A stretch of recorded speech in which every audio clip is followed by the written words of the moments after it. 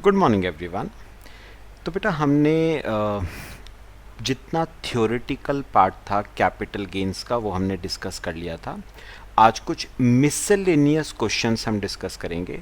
Question number 15 तक हम discuss कर चुके थे। मेरे साथ क्वेश्चन नंबर 16 पे आ जाओ। सिंपल सा क्वेश्चन है, देखो। Mister C purchased a residential house on July 20, 2018 for 10 lakh and made some additions to the house incurring rupees 2 lakh in August. He sold the house property in April 20 for 20 lakh. Out of the sale proceeds he spent 5 lakh to purchase another house property in September 20. What is the amount of capital gain taxable in hands of Mr. C for assessment year 21-22। चल, सबसे पहले मेरे साथ capital gains की एक statement बनाओगे। Heading लिखो, statement showing capital gains. ठीक है, चलो बताओ बेटा, सबसे पहली चीज कैपिटल गेन्स की स्टेटमेंट में क्या आता है? सबसे पहले आता है फुल वैल्यू ऑफ कंसिडरेशन। चलो पढ़ो। देखो बेटा, मुझे बताओ, आपने ये हाउस प्रॉपर्टी कितने रुपए की बेची? 20 लाख रुपीस की बेची। तो full value of consideration 20 lakh minus, अब बेटा कॉस्ट ऑफ एक्विजिशन आएगा या इंडेक्स्ड कॉस्ट ऑफ एक्विजिशन आएगा, वो डिपेंड करेगा असेट लॉन्ग टर्म है या शॉर्ट टर्म है। तो देखो एक बार मेरे साथ, आपने ये घर जुलाई 18 में खरीदा था और अप्रैल 20 में बेच दिया। बेटा 2 साल पूरे होने से पहले बेच दिया, तो पीरियड ऑफ होल्डिंग 24 मंथ से कम है। तो बेटा हाउस तो इमूवेबल प्रॉपर्टी होता है ना। इमूवेबल प्रॉपर्टी के केस में 24 मंथ से, अगर 24 मंथ से ज्यादा रखा है तो लॉन्ग टर्म, नहीं तो शॉर्ट टर्म। तो ये शॉर्ट टर्म असेट होगा, नो इंडेक्सेशन। तो माइनस कॉस्ट ऑफ एक्विजिशन। बेटा कॉस्ट ऑफ एक्विजिशन है 10 लाख, कोई इंडेक्सेशन नहीं होगा। बेटा आपने ना इस घर के इंप्रूवमेंट पे भी खर्चा किया था। देखो, made some additions to the house incurring rupees 2 lakh in August. तो इंप्रूवमेंट भी माइनस हो जाएगा, क्योंकि शॉर्ट टर्म है, इसका भी इंडेक्सेशन नहीं होगा। तो कॉस्ट ऑफ इंप्रूवमेंट 2 लाख। तो बचे शॉर्ट टर्म कैपिटल गेन आ गया 8 lakh. Short term capital gain आ गया 8 लाख। अभी ध्यान से सुनना बेटा, इंपॉर्टेंट बात करूंगा अभी। बेटा आप सुनो सुनो सुनो सुनो।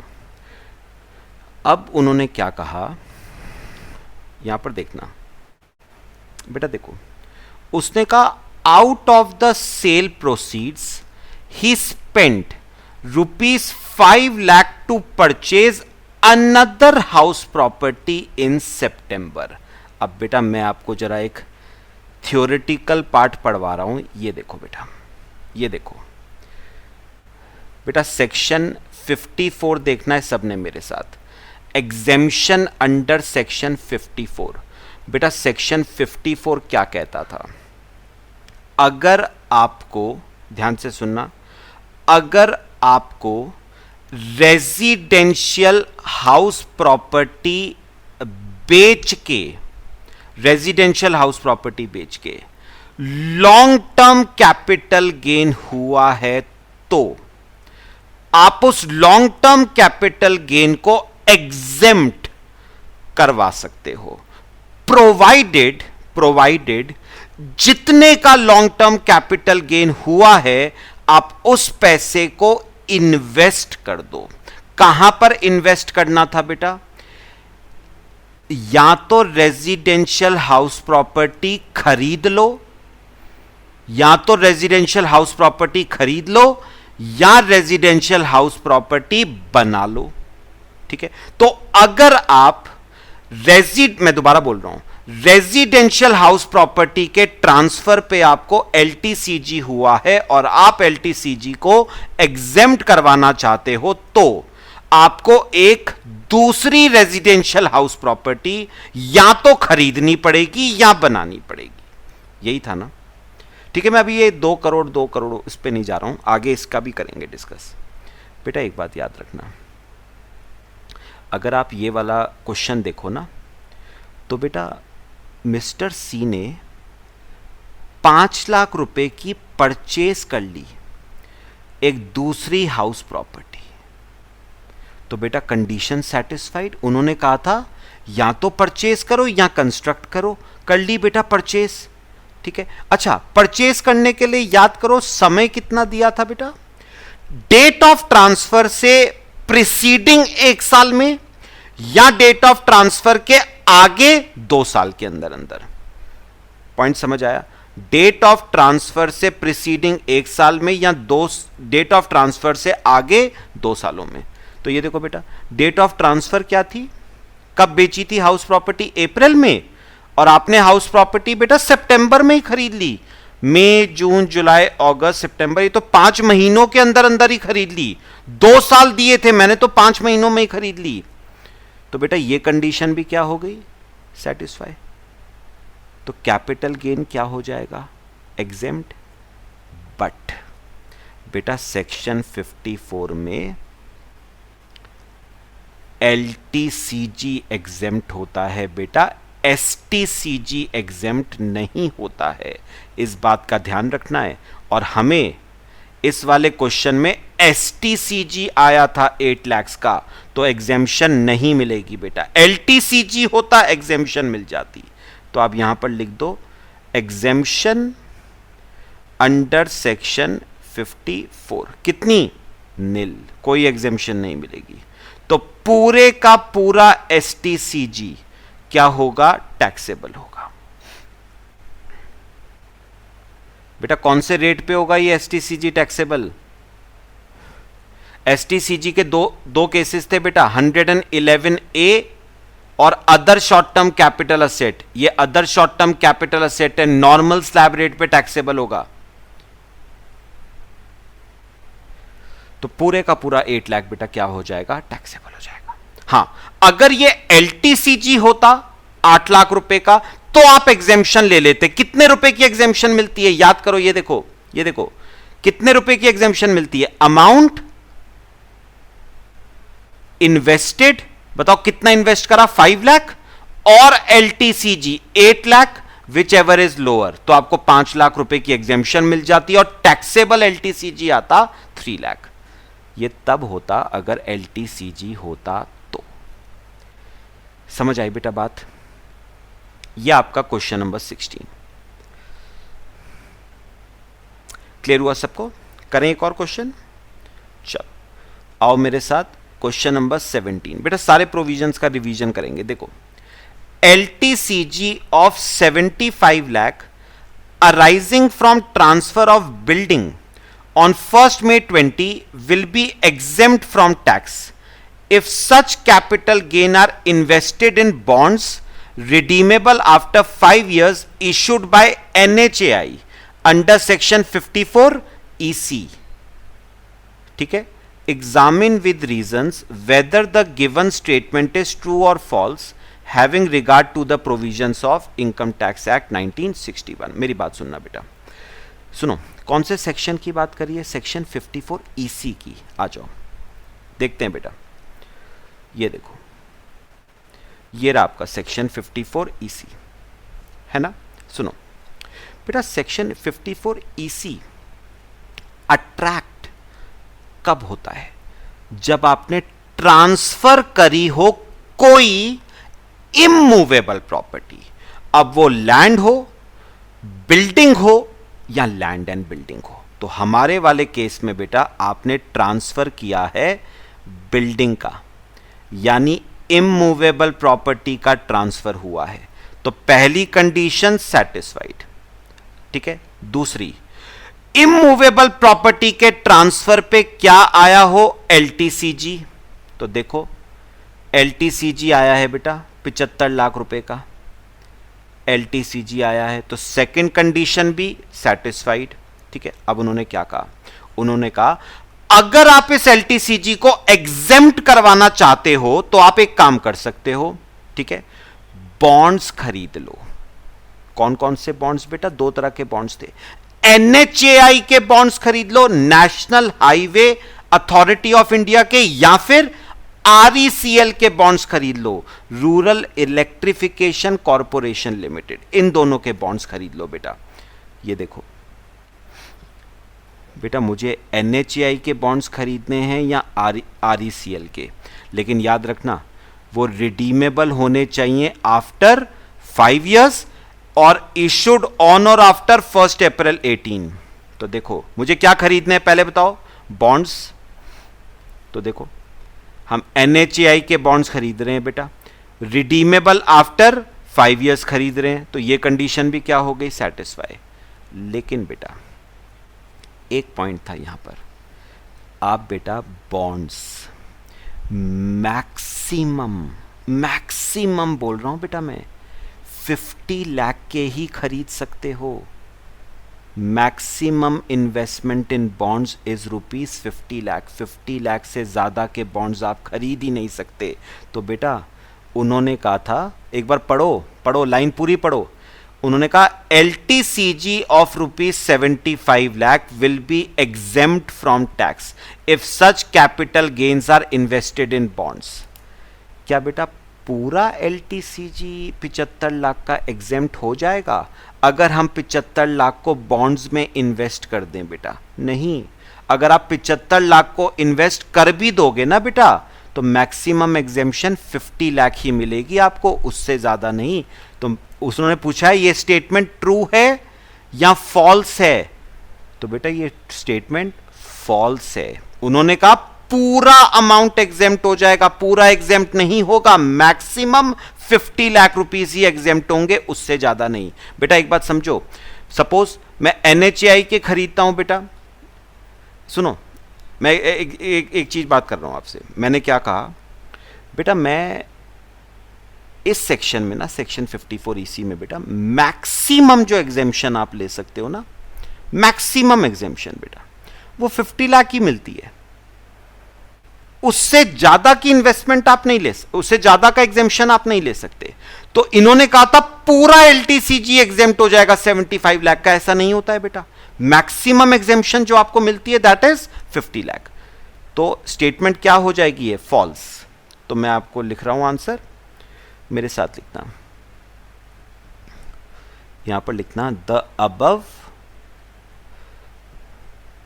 Statement is false.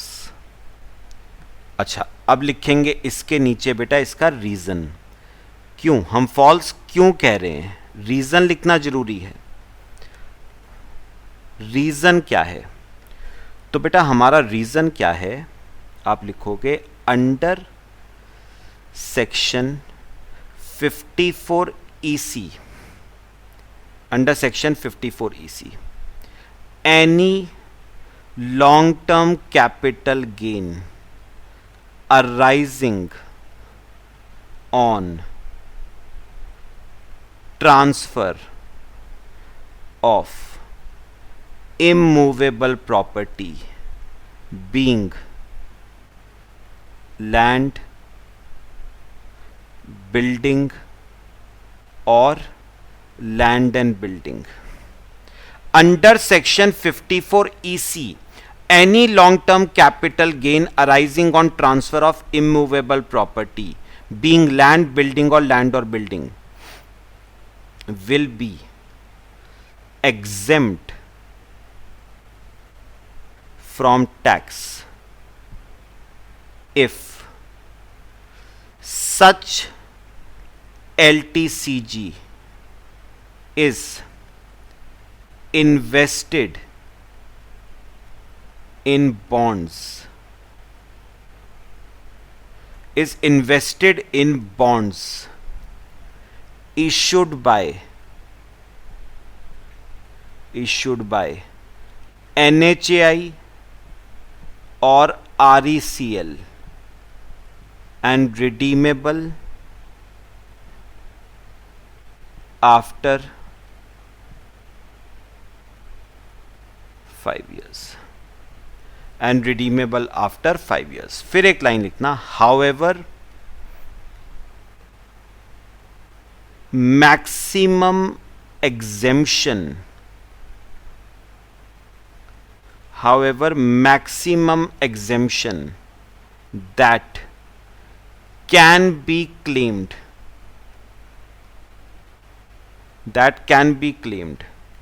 under section 54 EC is rupees 50 lakh. तो बेटा पूरा 75 लाख तो एग्जेम्प्ट होगा ही नहीं, मैक्सिमम 50 लाख एग्जेम्प्ट होगा, बचा हुआ 25 लाख रुपए टैक्सेबल हो जाएगा. तो कॉपी कर लो.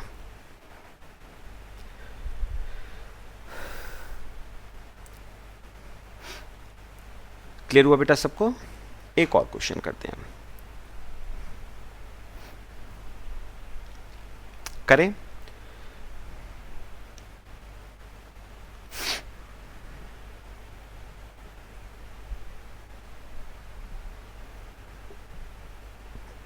चल आओ मेरे साथ. क्वेश्चन नंबर 18 देखो. Calculate the income tax liability for assessment year 21-22 in the following cases. Mister A age 45 है और रेजिडेंट है. मिसेस बी एज 62 है, नॉन रेजिडेंट है.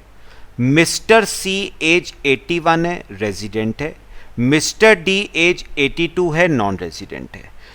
Total income other than LTCG आपको दे रखा है. This is other than LTCG मतलब excluding LTCG, और एलटीसीजी भी आपको दे रखा है 15,000, 10,000, 60,000 और नील. क्या निकालना है बेटा? चारों की टैक्स लायबिलिटी निकालनी है. चलो मेरे साथ आओ, कैलकुलेशन करना शुरू करते हैं टैक्स की. हेडिंग लिखना, statement showing income tax liability. Statement showing income tax liability. बेटा 4 कॉलम बना लो, पर्टिकुलर्स के अलावा 4 कॉलम. मिस्टर ए का, मिसेस बी का, मिस्टर सी का और मिस्टर डी का. ये 4 कॉलम बना लो. ठीक है? Mr A, Mrs B, Mr C और मिस्टर डी. ठीक है? पहले बेटा इनकी टोटल इनकम निकाल लेते हैं, फिर हम निकालते हैं इनकी टैक्स लायबिलिटी. तो देखो बेटा ए की टोटल इनकम क्या है? 2,40,000 तो हो गई अदर देन एलटीसीजी, मतलब लॉन्ग टर्म कैपिटल गेन के अलावा, और उसमें लॉन्ग टर्म कैपिटल गेन भी ऐड कर दे 15,000 का, तो हो गई 2,55,000. तो यहां पर लिख लेते हैं बेटा, यहां पर लिखना total income excluding LTCG. Mister A की 240 और इसमें हम एलटीसीजी भी ऐड कर देते हैं 15,000 का. अच्छा मिसेस बी की जरा देखना, 280 प्लस 10, 280 प्लस 10. ठीक है? अच्छा फिर 590 प्लस 60 मिस्टर सी की, 590 प्लस 60 और डी 480 प्लस नील, 480 और नील. तो ये आ गया बेटा आपका 2,55,000.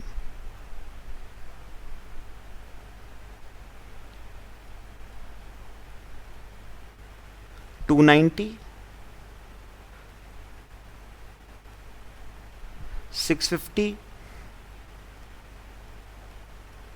480, ये आपकी आ गई टोटल इनकम। अब निकालेंगे बेटा हम इस पे टैक्स।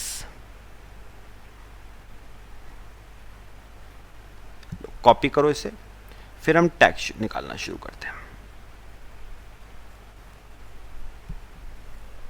कॉपी कर लो।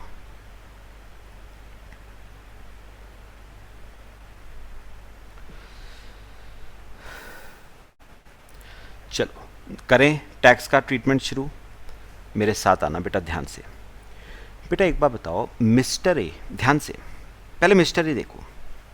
बेटा मिस्टर ए की एज 45 है, और अगर आपको चैप्टर 1 याद हो ना इंट्रोडक्शन का, तो मैंने कहा था अगर आपकी एज 60 से कम है ना, तो फर्क नहीं पड़ता कि आप रेजिडेंट हो या नॉन रेजिडेंट हो, आपके ऊपर जो स्लैब अप्लाई होगा वो 2.5 लाख रुपए वाला स्लैब ही अप्लाई होगा।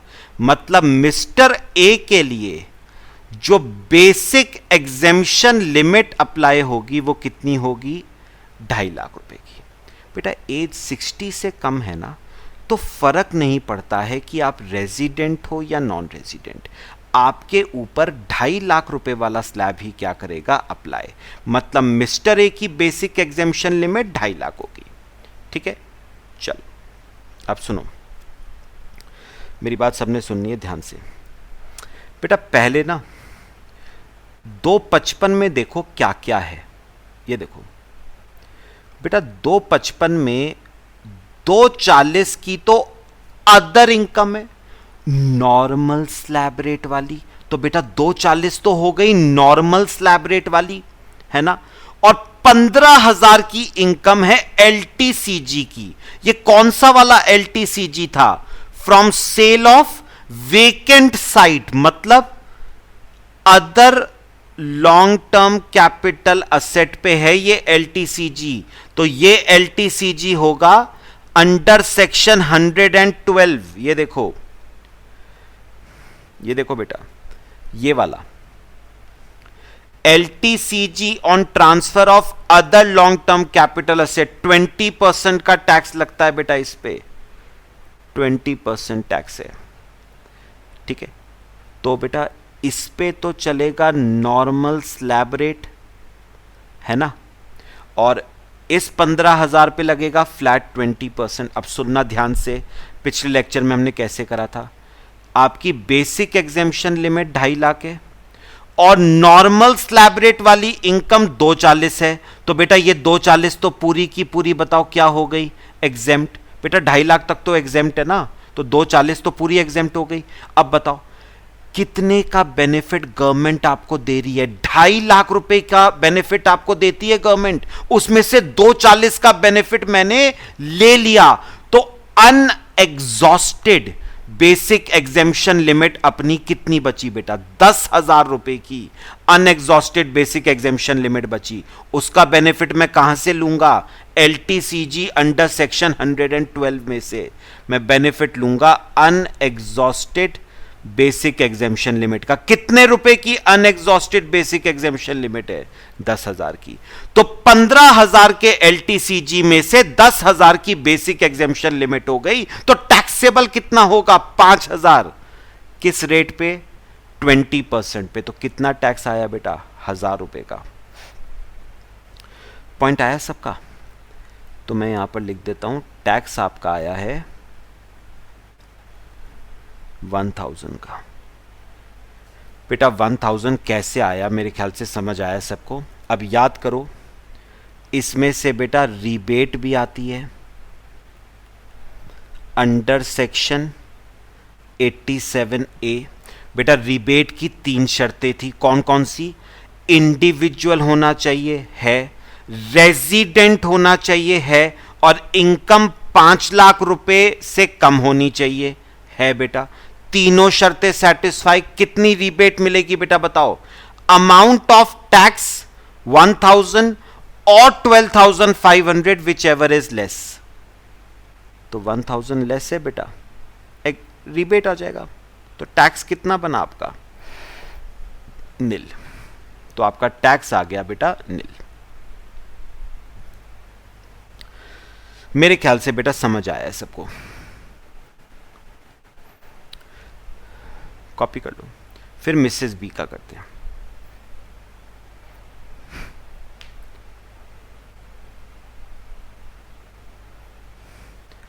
करें मिसेस बी का। चलो अब मेरे साथ बेटा समझना है। बेटा मिसेस बी की एज 62 है, मतलब 60 से ज़्यादा है। तो मिसेस ए सीनियर सिटीज़न हो गई बेटा।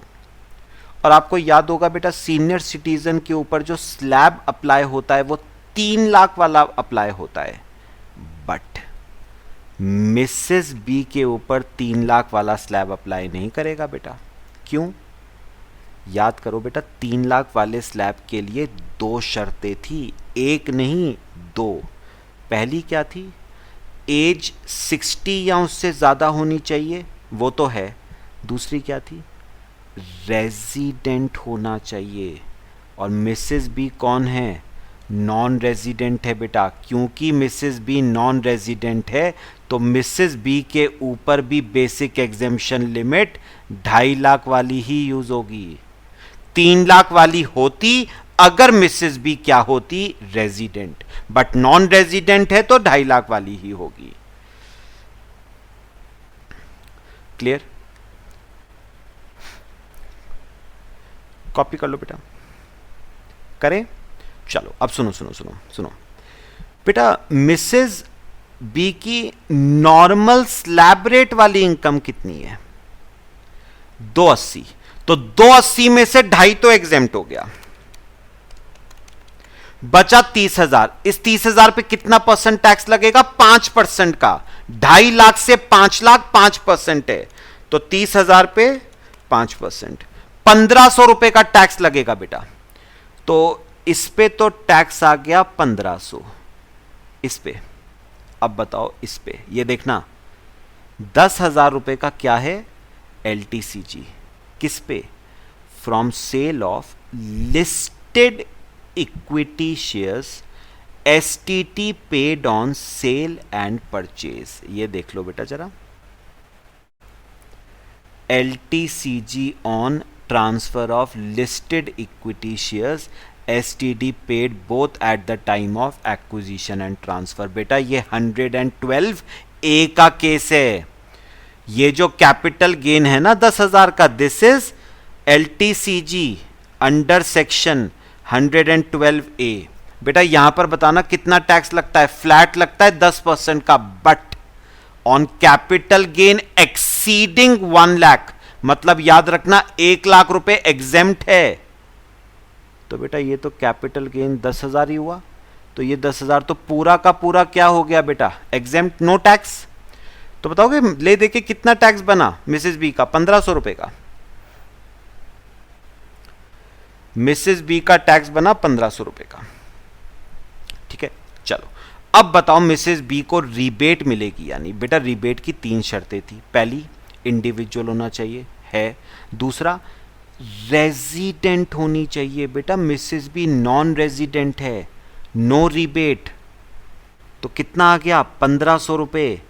इस पे बताओ क्या लगेगा? Health and education cess, add health and education cess 4% का। तो 1,500 पे 4%, 60 रुपीज का सेस, तो 1,560 रुपए का आ गया।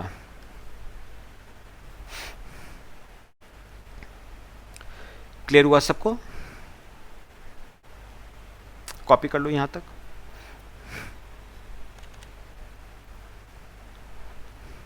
ये केस हो गया किसका? मिसेस बी का।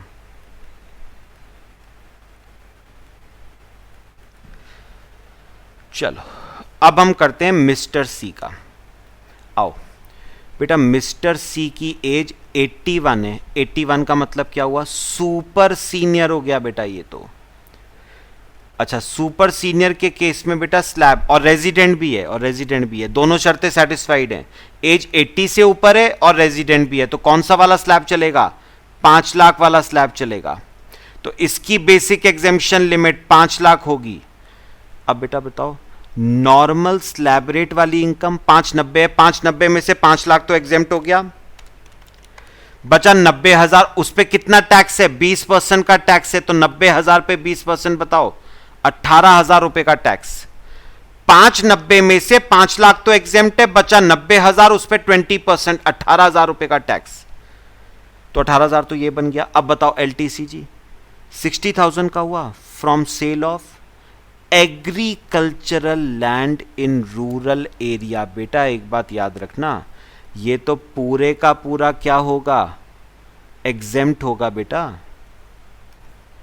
एग्रीकल्चरल लैंड है रूरल एरिया में बेटा, rural agricultural land is not a capital asset, तो उसके पे तो कैपिटल गेन आ ही नहीं सकता बेटा।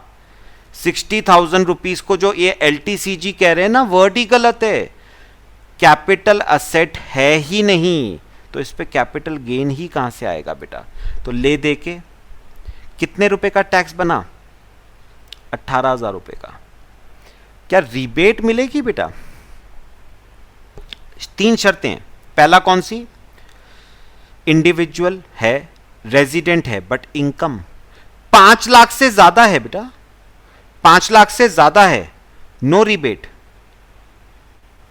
18,000 पे 4%, 720 का सेस, तो 18,720, ये आपका टैक्स पेबल आ गया। ठीक है, मेरे ख्याल से पूरा केस समझ आ रहा है, कॉपी कर लो।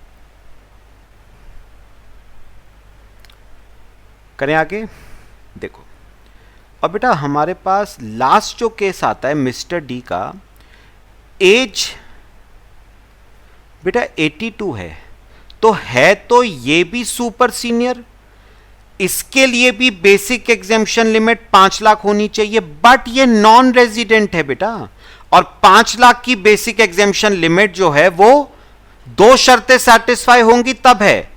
पहली बात, एज 80 या उससे ज्यादा होनी चाहिए, दूसरा रेजिडेंट होना चाहिए, तब 5 लाख की लिमिट होगी। ये तो नॉन रेजिडेंट है, तो इसके लिए बेसिक एग्जेम्पशन लिमिट वही 2.5 लाख वाली होगी।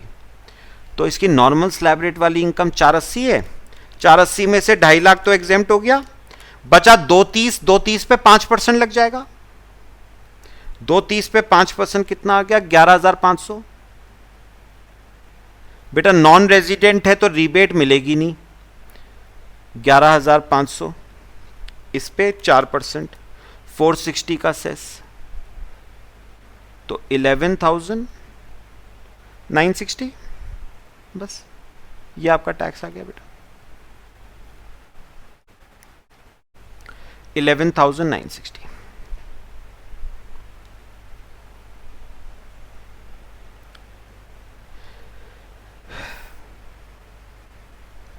मेरे ख्याल से बच्चे क्वेश्चन तीनों हमने जो करे क्लियर हुए सबको।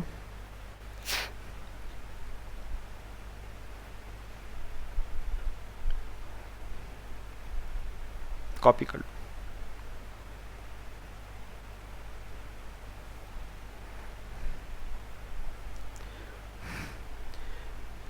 क्लियर है बेटा तीनों क्वेश्चंस? चलो फिर एक काम करते हैं, बाकी मैं लास्ट एक लेक्चर में ख्याल से और बनेगा अभी।